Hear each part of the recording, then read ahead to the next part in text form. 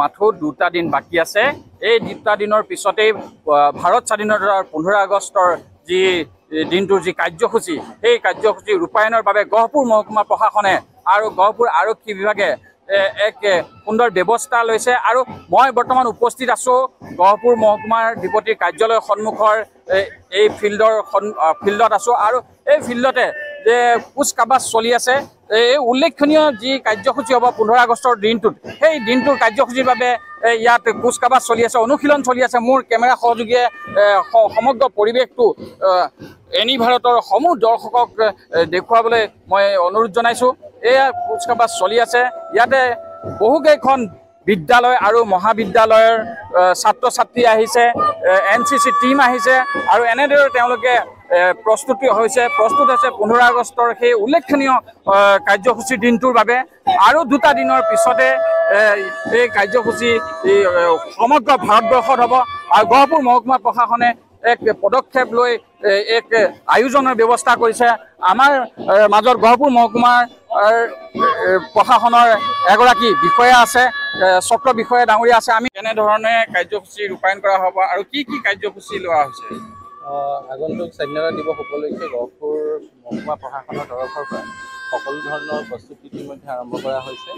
আৰু আজি প্ৰায় এসপ্তাহে আমাৰ ইয়াত কুচকাৱাজৰ অনুশীলন চলি আছে। আৰু এই অনুশীলনত আমাৰ গহপুৰ অঞ্চলৰ বিভিন্ন স্কুল কলেজৰ উপৰিও আপোনাৰ অসম আৰক্ষীকে ধৰি 15টা দলে ইতিমধ্যে অংশগ্ৰহণ কৰিছে।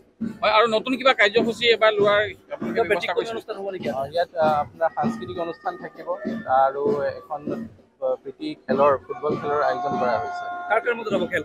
খেলখন এতিয়ালৈকে চূড়ান্ত হোৱা নাই, কিন্তু আমাৰ প্ৰস্তুতি চলি আছে। গহপুৰ মহকুমা প্ৰশাসন আৰু গহপুৰ আৰক্ষী এই বিষয়াসকলৰ জৰিয়তে ইয়াত সুন্দৰভাৱে অনুশীলন চলি আছে। এই উল্লেখনীয় কাৰ্যসূচীৰ দিনটোৰ বাবে 15 আগষ্টৰ দিনটোৰ বাবে এই কাৰ্যসূচী চলি আছে। আৰু 15 আগষ্টৰ দিনতে এই কাৰ্যসূচী সকলোৱে সুন্দৰভাৱে দেখা পাব। এনেদৰে স্বাধীনতা দিৱসৰ 15 আগষ্টৰ দিনটোৰ বাবে গহপুৰ মহকুমা প্ৰশাসন আৰু আৰক্ষী বিভাগৰ লোকসকলে সুন্দৰ প্ৰস্তুতি আয়োজন কৰিছে। আমি এইবাৰ গহপুৰ মহকুমাৰ অধীনত আমি কেইবাখন স্কুলো ইয়াত অংশগ্ৰহণ কৰিছোঁ। আৰু 7 তাৰিখৰ পৰা আমাৰ ইয়াত প্ৰশিক্ষণ চলি আছে। মই নেহেৰু হাই ছেকেণ্ডেৰীৰ পৰা আহিছোঁ আৰু আমাৰ দুটা দলে ইয়াত যোগদান কৰিছে, ছাত্ৰ আৰু ছাত্ৰী দুইটা দল আছে। আমি এইবাৰ স্বাধীনতা দিৱস সুন্দৰকৈ উদযাপন কৰিবলৈ তৈয়াৰী হৈছোঁ। সকলো অসমবাসী ৰাইজেও যেন এইদৰে উলহ মালহে স্বাধীনতা দিৱসটি পালন কৰে। ধন্যবাদ। এনি ভাৰত 24ৰ প্ৰথম প্ৰয়াস জুবিন গাৰ্গৰ গীতৰ প্ৰতিযোগিতা। জুবিনৰ গানে কি আনে?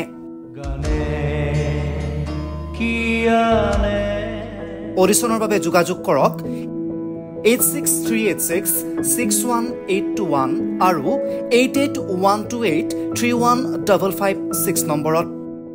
এনি ভাৰত 24 উদ্যোগত এটা নতুন সংগীতৰ প্ৰতিযোগিতা আয়োজন কৰা হৈছে, য'ত মোৰ গানৰ প্ৰতিযোগিতা হ'ব। আপোনালোকে তাত প্ৰতিযোগী হিচাপে আহিবলৈ পাৰিব। আৰু মোৰ ফালৰ পৰা আন্তৰিক শুভকামনা জনাইছোঁ। আৰু অনুষ্ঠানটোৰ নাম হৈছে গানে কি আনে। সকলোকে মৰম জনাইছোঁ। সকলোৱে আহক, ইয়াত অংশগ্ৰহণ কৰক। Thank you very much. Love you. নমস্কাৰ, মই কুমাৰ ভৱেশ। এনি ভাৰত 24-এ এটা ৰিয়েলিটি শ্ব'ৰ আয়োজন কৰিছে আৰু এই শ্ব'টিৰ নাম হ'ল জুবিনৰ গানে কি আনে। এনি ভাৰত 24লৈ মোৰ শুভকামনা থাকিল আৰু আপোনালোকক অনুৰোধ জনাইছোঁ এই অনুষ্ঠানটিলৈ আহক আৰু সহযোগিতা আগবঢ়াওক। ধন্যবাদ।